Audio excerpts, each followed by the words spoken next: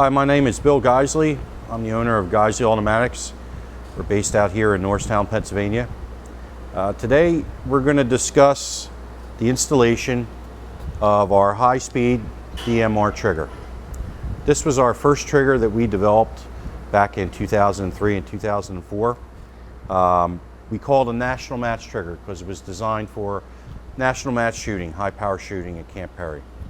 There's three versions of this: match rifle, DMR or designated marksman, and service rifle.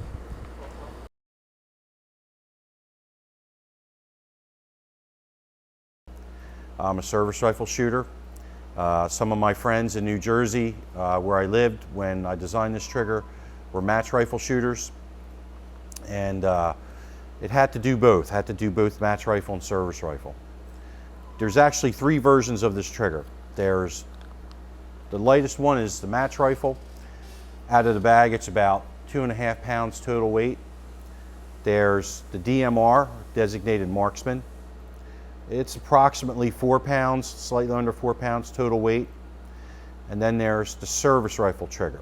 And this trigger is designed to have a weight that's always above 4.5 pounds for NRA and CMP service rifle shooting where there's a weight limit involved.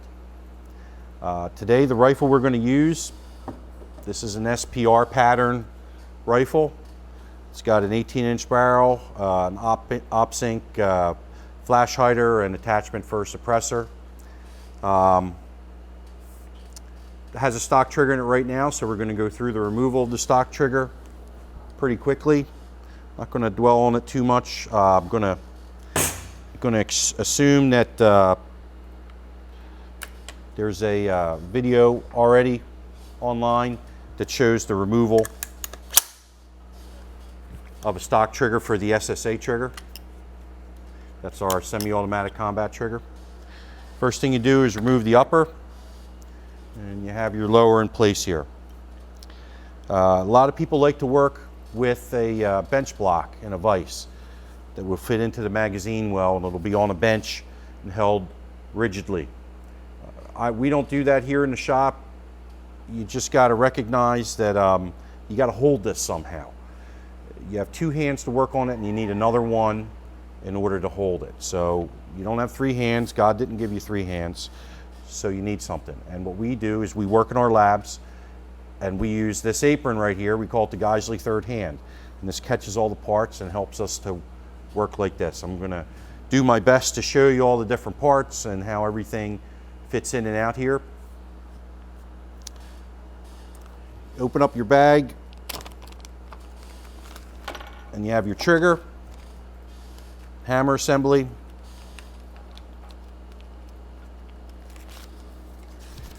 you have instructions, 11 by 17 sheet, both sides printed, pretty detailed. We tried to go over everything that you need, including specific adjustments for the match rifle or service rifle. Comes with tools. It comes with something like this. It's a long pin, hardened pin, a little knob on it. We call it the fitting pin. You also get a set of 3 Allen wrenches for the various adjustment screws. You get a little vial of grease, special grease that we have that helps with the sear lubrication. And you get something called a slave pin, which is a small silver pin here, and I'll show you the use of that in a second.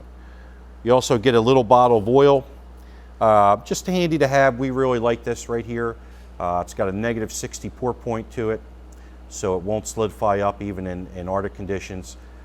Stays around on the gun, even when the gun gets very hot. It doesn't really evaporate too fast, and it doesn't smell.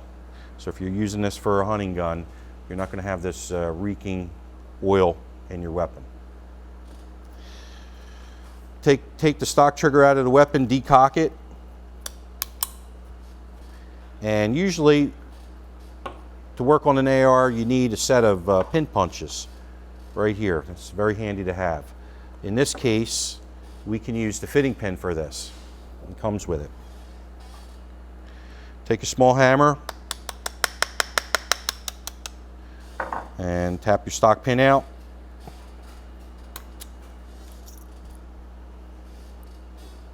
Take your stock hammer out.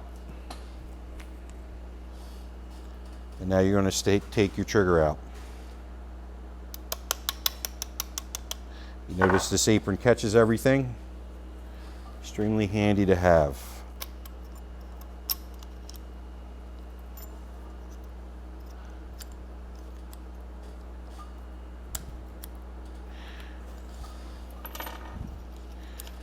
Now, some triggers are a little bit easier to get out than others. This one evidently doesn't want to come past the safety, which is good anyways because we have to remove the safety in order to install the high-speed trigger.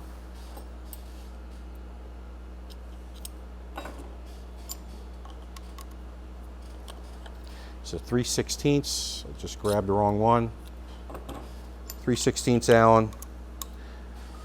Some AR-15s come with a flathead screw in there. I believe that's mil spec. A lot of aftermarket AR-15s come with an Allen head screw in here.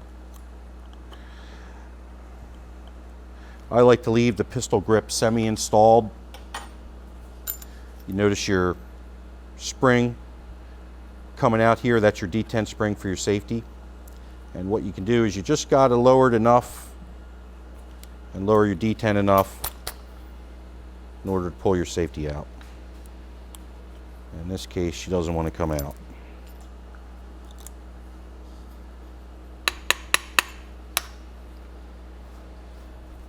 So let's pull this guy all the way off.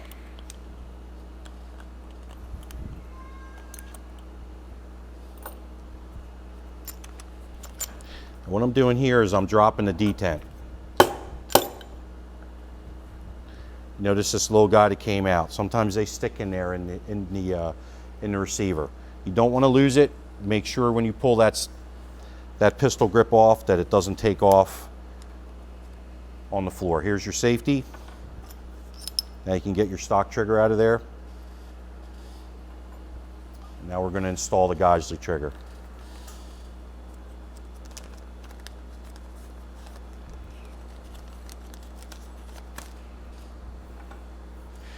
First thing we do is we install the slave pin. And you'll notice this comes completed as a unit. It has a spring on it, all the screws, everything together, including a disconnector. We do not throw parts in the bag and expect you to assemble it. This has all been pre-adjusted at the factory for a nominal mil-spec receiver. You pull your pin out. You take your small slave pin and you push it in. All right, and what you see is the slave pin is slightly below flush on the trunnions, or the bosses here that come out of the trigger. And what this does is it helps your disconnector to remain in place when you're putting this in. We don't use the slave pin here in the shop. We've done so many of these that when we go to push the pins in, we just push the disconnector down with our hands, line the hole up, and push the pin through it. But when you don't do these all the time, it's just a very handy tool. Place your trigger down in the receiver. Make sure the springs of the trigger, the legs that face forward, don't get caught underneath the trigger and get pushed to the back. Now you take your fitting pin. And this is just something very handy to have. You push your trigger down until you see that silver slave pin aligned with the hole. You take your fitting pin and you push it through. Everything just went through, slave pin popped out in my hand. Everything's aligned and in place right here. Now you take your Geissele pin. All right, this is a special pin, special for the high speed. It's made out of 8620. It's case hardened, centerless ground at plus or minus 1/10 on the diameter. It has 2 grooves on one side. On the trigger, the position of the grooves, whether it's on the right or left-hand side of the weapon, doesn't matter. For the hammer, it does. On the hammer, the grooves have to be on the left-hand side of the weapon. That's the side with the bolt catch. These pins are 0.156 diameter, which is the nominal pin size for an AR-15. Tolerances on an AR-15 hole can be plus or minus about 1/1000th of a half. So this pin may either slide in and be fairly loose fit, or it could be an interference fit, and you may have to tap it in with a hammer. It all depends. You can try it yourself when the hammer's out. On this receiver right here, you can see that it slides, but it's very tight. These holes are just about right on. So it all depends. So what you do is you just tap your fitting pin in here, take your pin, and you notice how everything's going right in, nice and easy. I'm going to try to hold it up here. By tapping this pin in, you're going to slide the fitting pin right out. You do not pound. You do not, if something's misaligned, you do not force it. This pin will go right through everything nice and smooth.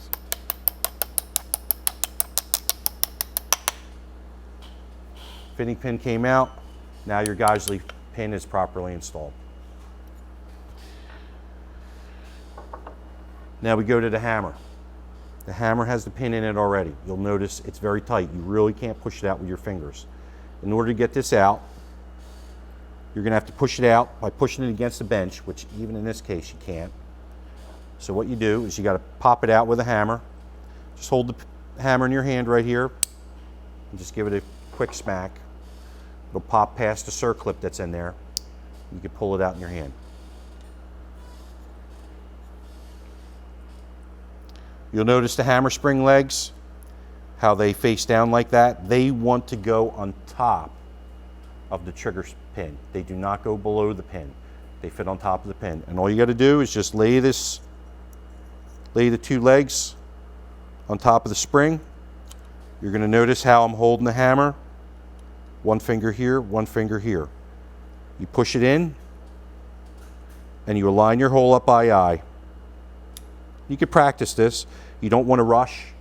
A lot of times, if you're not used to working with things under spring tension, it might be a little bit difficult, and you'll get a line and then try to rush to put the pin in. Don't do that. Take some time in order to figure out your motions. In order to get this aligned, you have to push the trigger down a little bit. You'll see the trigger bow moving in order to get that aligned there.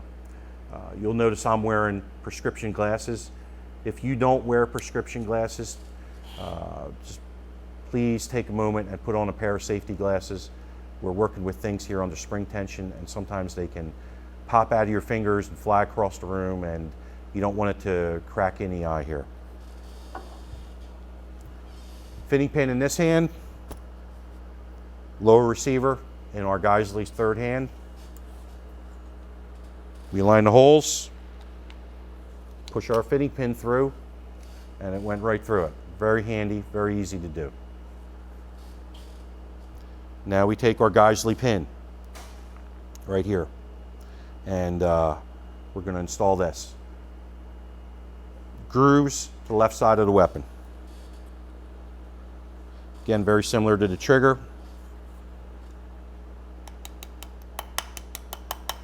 A small 4-ounce hammer. Pin has started. The fitting pin is coming out.